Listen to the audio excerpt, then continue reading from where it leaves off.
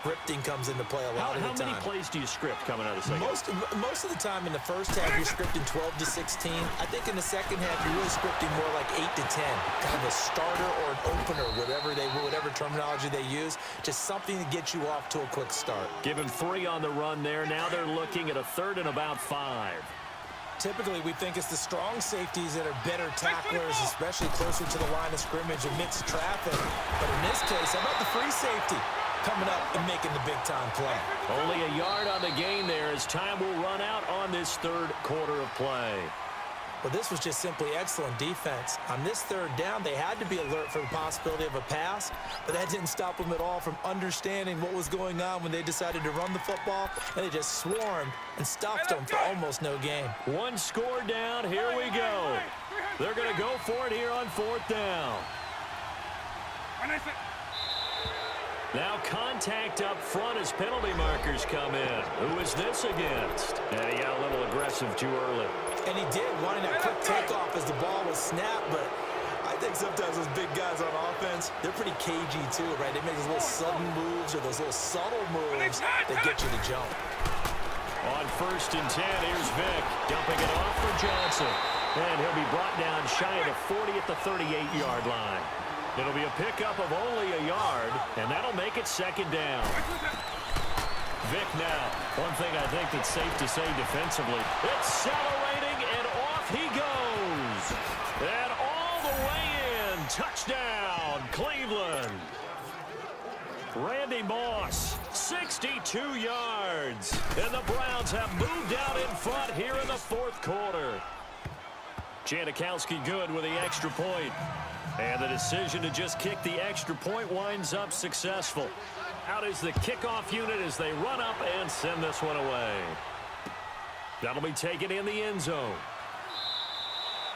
And no run back here. This will be a touchback, and it comes out to the 25-yard line. The San Francisco offense getting their last-minute instructions before they take over here. And a methodical drive last time, but they couldn't get that knockout blow. They had to settle for 3. But you got to like what they've been doing along the way, right? It's almost like the body blows, the setup punch. As you said, they didn't get the knockout blow here, but that doesn't mean it can't come. And he can't find anywhere to go with it, and he goes down. Michael Strahan in there to get him his 2nd sack now of the afternoon. So that complicates things a bit here. 18 yards to go now on 2nd down.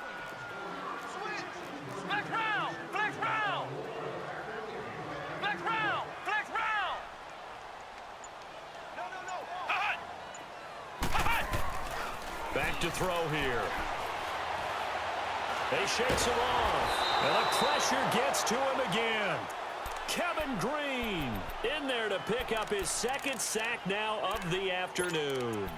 Well, it's apparent that these guys are getting after it right from the opening kickoff. They roll right downfield and score on their first possession. And here on defense, back-to-back sacks. Someone is ready to play.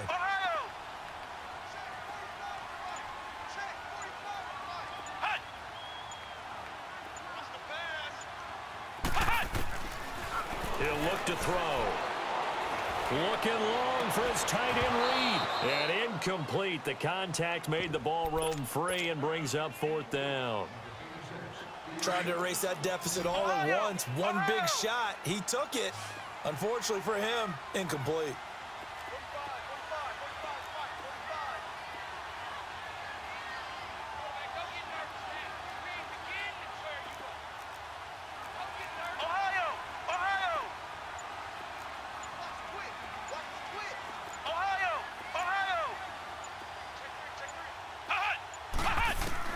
Got to try it here. He's back to throw. Escaping the pressure right.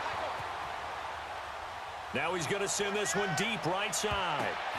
And that's caught inside the 35. And they finally get him, but not before he reaches the 33-yard line.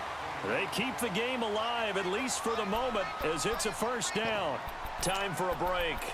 We're back to see what happens after this.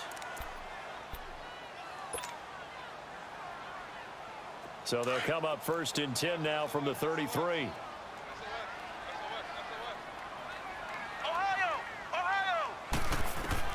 Back to throw. And he's got some space here. And he'll avoid the tackle there with a slide. Nice work to get 7 out of that, and it's second down. One thing that makes him so tough in these 2-minute drills, you got to take into consideration he's mobile. And that's a big plus for him, but he also has to be careful with that mobility. Sometimes getting rid of the ball and stopping the clock is more important than running around and maybe taking a sack. He'll look to throw. Over the middle here to Brown. And they'll get this down to the 10. They call his number again. It's his 6th catch and a first down. Clock's under a minute. Still plenty of time, partner. They have all 3 timeouts. That means they have plenty of options in their play calling and where they target on the field. They can throw it downfield, maybe even in the middle, and use their timeouts. And he can't get a throw off. He's taken down. What a huge play at this point in the game. Brandon, I think you understand the type of afternoon this offensive line is having. It is a long one for them. Long for you to spend it with me. Long for them trying to block those guys. They've given up a whole lot of sacks, and the speed and quickness of that defensive line is eating them alive.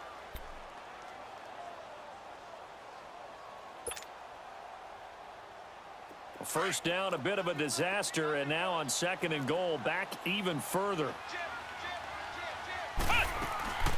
He'll get it up the middle. And he's going to fight his way forward here for a modest gain. And now the Browns are going to take another timeout. That'll leave them with just 1 remaining in this 4th quarter of play.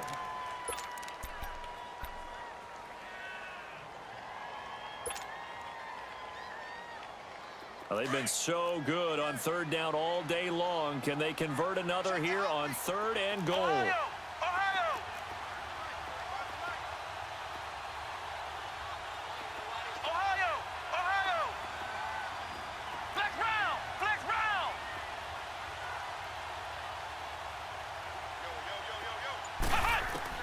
Back to throw.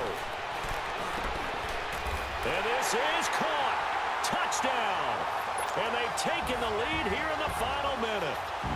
Wow, I know it's a never-say-never situation, but to me, that looks like that's the one that's going to finish him off. A score that puts him in front here late, but now you got to rally your kick team, don't you, and say the last thing we need is a big return.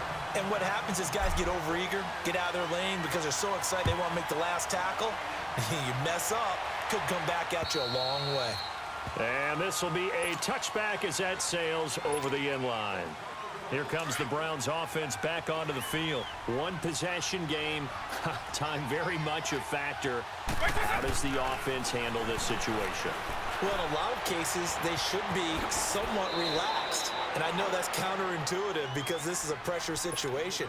But this is Friday practice every week of the season. You go over this situation, having to go downfield, limited timeouts, got to get out of bounds and keep the drive going and set yourself up.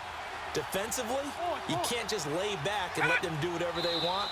So it is a cat and mouse deal here. How much pressure will the defense bring, and how much pressure can the offense handle? We're going to find out. So a loss of 5, and it'll be 2nd down.